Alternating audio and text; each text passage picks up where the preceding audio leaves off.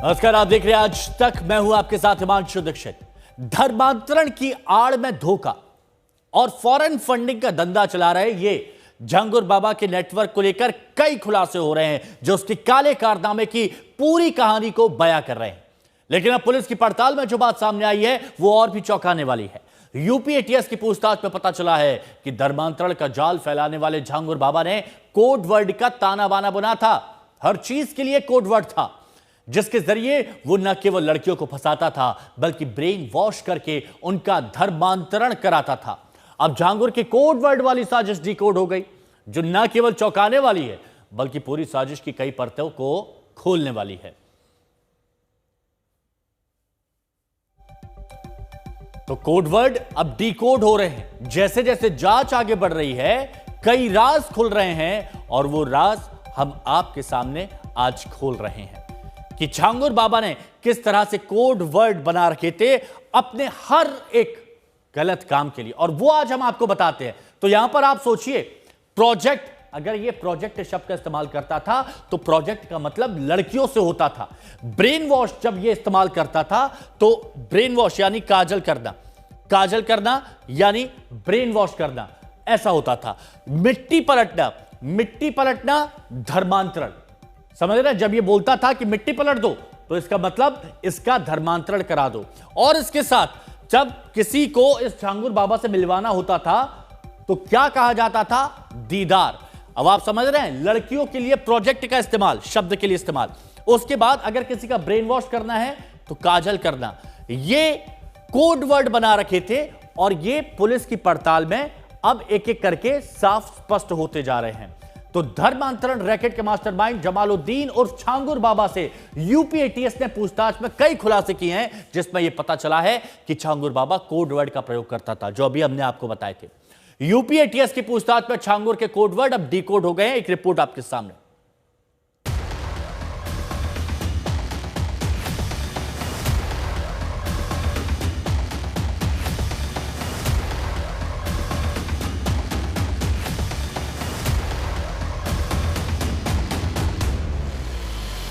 Project यानी लड़कियां, काजल करना यानी ब्रेन वॉश, मिट्टी पलटने का मतलब धर्मांतरण, बहला फुसलाकर और डरा धमकाकर लोगों का धर्म बदलवाने और इसके जरिए विदेशी फंडिंग का खेल खेलने वाले झांगुर बाबा की क्राइम कुंडली की पड़ताल में अब तक सबसे बड़ा खुलासा हुआ। पता चला है कि झांगुर बाबा धर्मांतरण का पूरा जाल फैलाने के लिए बेहद शातिर तरीका अपनाता था ताकि उसके इस खेल की किसी को भनक तक न लग सके। झांगुर की गिरफ्तारी के बाद उसके पूरे नेटवर्क का खुलासा हो रहा है। उसके अवैध साम्राज्य पर बुलडोजर चल रहा है।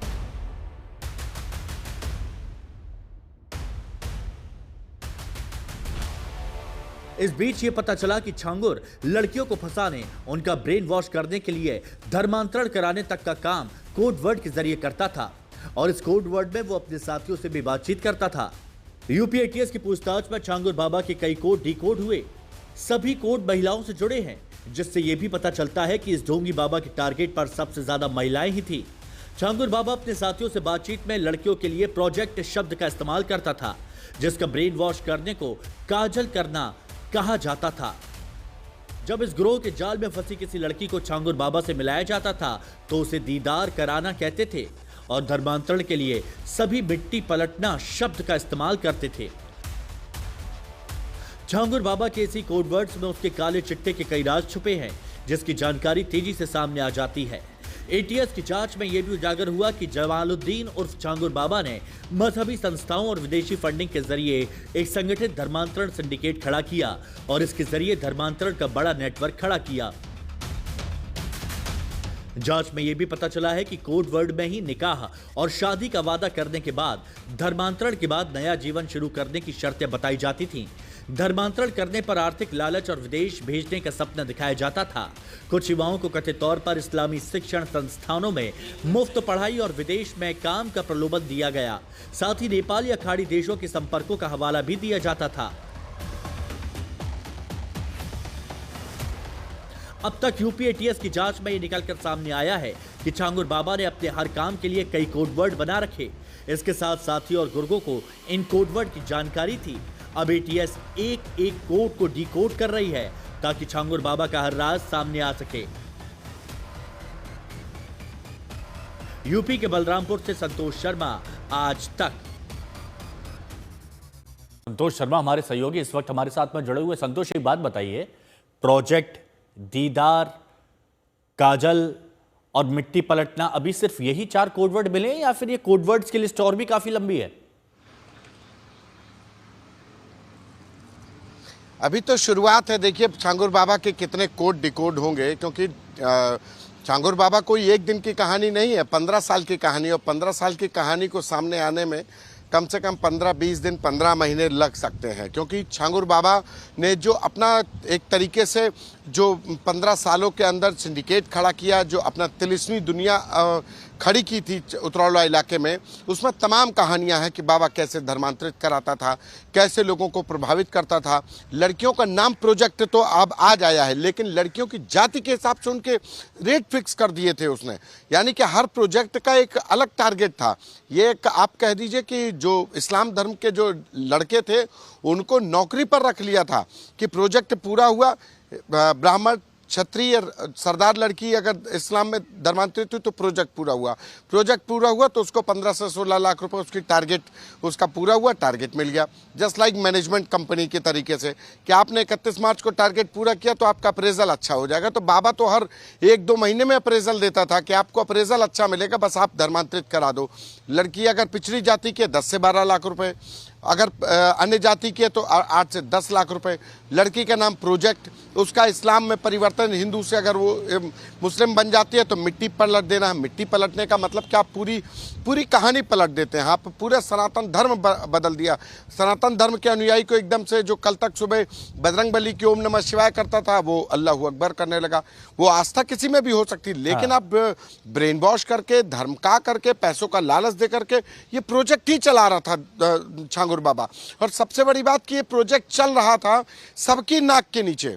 बलरामपुर सुपर सेंसिटिव इलाका, बेहद चौंकाने वाली बात है। आप हमारे साथ बने रहिए, क्योंकि ये छांगुर बाबा जो लड़कियों को प्रोजेक्ट बोलता था और धर्मांतरण करवाता था, मिट्टी पलटवाता था, और अब सरकार इसकी मिट्टी पलटवा रही है। छांगुर बाबा के खिलाफ जारी एक्शन के बीच आज तक को एक वीडियो मिला है जिसमें छांगुर बाबा धमकी देता दिख रहा है।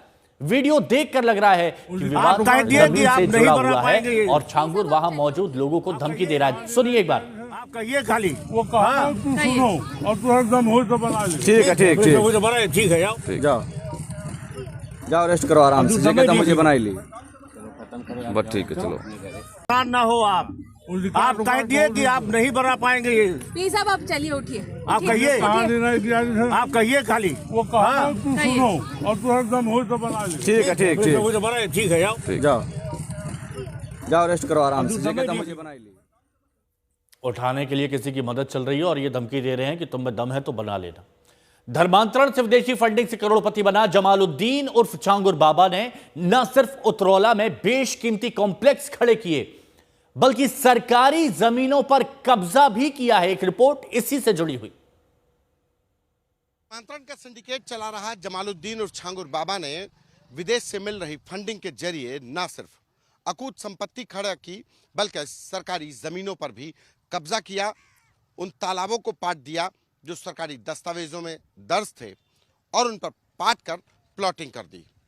मैं ये बात जिस जगह से आपको बता रहा हूं ये वो ही जगह है, ये छांगुर बाबा का ये प्लॉटिंग का एरिया है जो ग्राम समाज की जमीन पर जो कब्जा करके जो तालाब था उस तालाब को पाट करके और इस पर कब्जा करने के बाद छांगुर बाबा ने इस पर प्लॉटिंग शुरू कर दी। एक कुछ दस्तावेज आप देख लीजिए। पहले ये दस्तावेज इसी जमीन से जुड़े हैं और इसमें तमाम जो जमीन के बेचने वालों के साथ एक ये तस्वीर ये नीतू उर्फ नसरीन की है। इसी के नाम पर ये जमीन खरीदी गई 93,70,000 रुपए की और इसमें जो गवाही दी वो नीतू नसरीन के पति नवीन रोहरा और जमालुद्दीन ने दी। बाबा ने कैसे कब्जा किया वो भी दिखाते हैं। ये पूरा दरअसल ये इलाका, ये जो सड़क के नीचे से ये एक पुल बना हुआ था ताकि बाढ़ का पानी यहाँ से नीचे जा सके। बाबा ने अपने सरकारी दफ्तर अफसरों की मिलीभगत से उस पुल को पाट करके चारों तरफ ये पुल बंद कर दिया। देखिए ये बाबा ने पुल बंद किया हुआ है।